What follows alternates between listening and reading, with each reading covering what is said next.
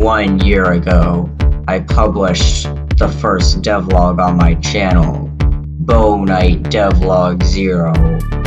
This devlog would mark the beginning of my channel, and the beginning of my game development. Well, not exactly. Hey everyone, it's me, Kingjaw, and if you couldn't tell from the overly dramatic intro, I've been making devlogs for a year now.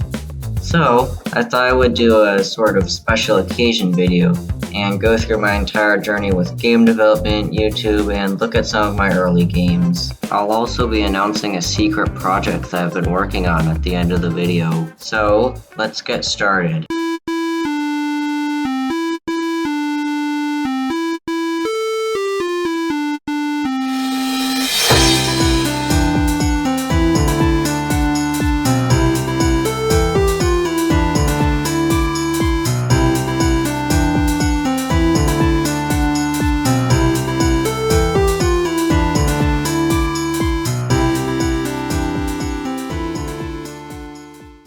I started making games in Scratch, a website where you can go and code your own games easily using this simple block-based system to make code. Then you can publish your games to Scratch and other people can play them. I used to make these really big, overscoped projects in Scratch when I was pretty young and didn't really know how to scope games properly. For example, this game was meant to be some big, pirate-themed open-world game, but I never got past actually just adding in the shop. This was supposed to be some sort of Clash of Clans style town-building game, but after I drew a couple houses, I just gave up on it. And after a while, I just got bored of never finishing projects and eventually left Scratch. A couple years later, I came back to Scratch and started actually publishing my games. They weren't too good and I didn't get too many views on them, but I was pretty proud of them, so I kept going. As time went on, I started getting better at making these small games and started to get some followers and people who would genuinely enjoy my games. I also tried to branch out a bit and made some animations and just random remixes of other people's projects, but I mainly focused on making games because that's what I found fun. But as I kept getting better at Scratch, I started to run into this problem. There's only so much you can do in a game engine like Scratch. To be fair, some people have made incredible games, but they have a ton of art skills that I didn't really have, and the code for these games was just way too much for my brain to handle at the time. So I tried something new.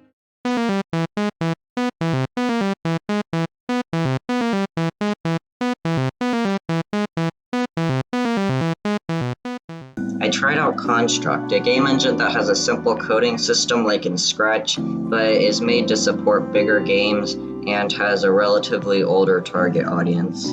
I ended up making The Adventures of a Blue Square, a game where you're a square and you have to go through a bunch of platforming levels. In the end, it was fun to try out, but the way Construct worked just didn't really click with me. And there was also the problem of the money that you need to actually use the full capabilities of it. So I ended up going back to Scratch for a bit, and kept making games on it for a while, but there was something about trying the new game engine that just really made me want to learn more and make better games. So I ended up trying out Unity, and like a lot of other people trying out Unity for the first time, I watched through the Brackeys series on it and ended up making a small game with it.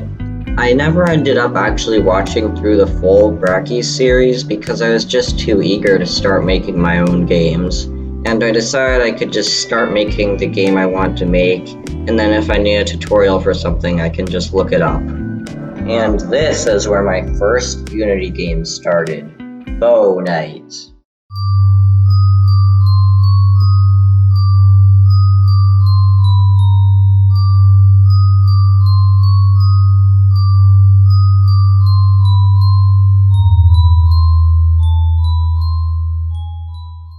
This is where my channel started and my pixel art started to get a bit better. I still don't have much technique to it, I was basically just throwing random pixels everywhere, but I was pretty happy with the way it looked at the time.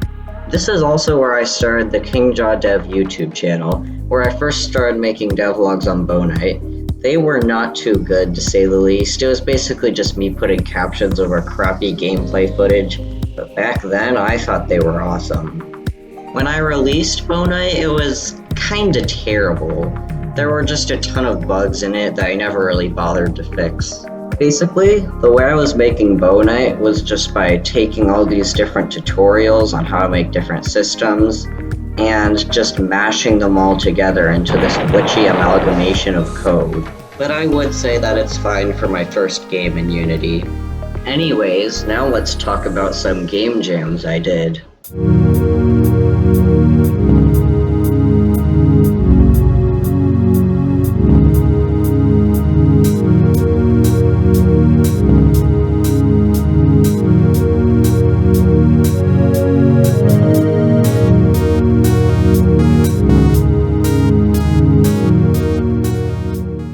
Space Thingy was my first game jam, and my first time trying out a new Block Throne Prod inspired art style.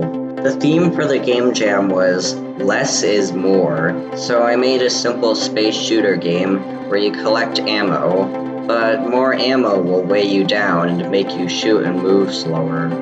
I'd say the art looks okay, but there's still a lot of problems with the code and the UI kinda glitched out a lot. It got 893rd place. A couple of game jams later, I decided I wanted to make a game in a team, so I hit up my friend and we made this game together for the Geo Jam. The idea was that he would make the art and I would code the whole thing. The theme was 2 sides, so we made a game where the player will constantly flip between these 2 characters every 5 seconds. It's not too polished, but at least the flip animation looks pretty damn cool. GeoSwap has definitely been my most successful game so far. The devlog on it is the most popular video on my channel. It won 4th place out of 152 different games, and it's probably just the game that I'm most proud of. So, the idea for this game is simple. You have a character that will auto-run, and you can swap the positions of obstacles like squares, circles, and triangles, which all interact differently with the player, to get the player to the star.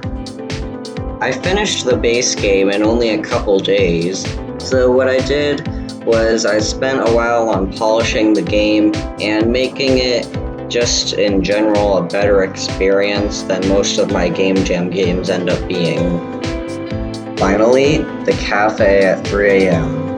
This game also did really well. I submitted it to Bracky's Game Jam, where the theme was Let There Be Chaos. I ended up making a combination between a cafe simulator and a bullet hell, as those genres are both pretty chaotic, so I thought of combining them to make something even more chaotic. It ended up getting 34th place out of 1,756 entries, which I was really proud of.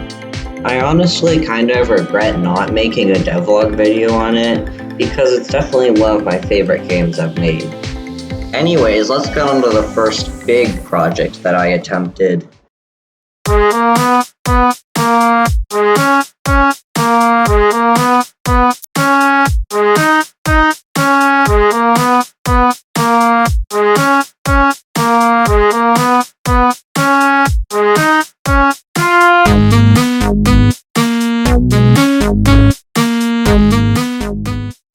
So, the idea for Randungeon is basically that it's a normal roguelike, but all the enemies are randomly generated. I made a grand total of 3 devlogs on it before I started running into problems. The code for it just wasn't made to be super adaptable, and it was just getting really hard to just make the game. Also, I was trying to make this super big story with really deep lore, but the way I was doing it just didn't really fit in with the roguelike genre as a whole. I eventually tried remaking the game, but never got past just making some new art and just giving up again. Anyways, on to the next thing. Around the time that I published the first Randungeon devlog, I started the Kingjaw Gaming YouTube channel.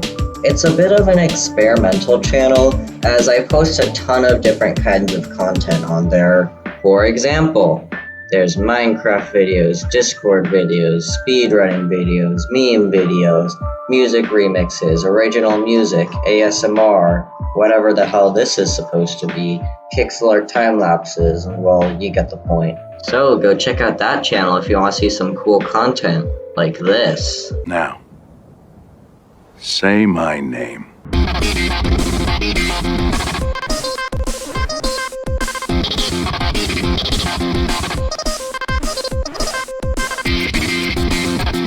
Anyways, let's go on to the last game I have to show here today, Night of the Chonksters.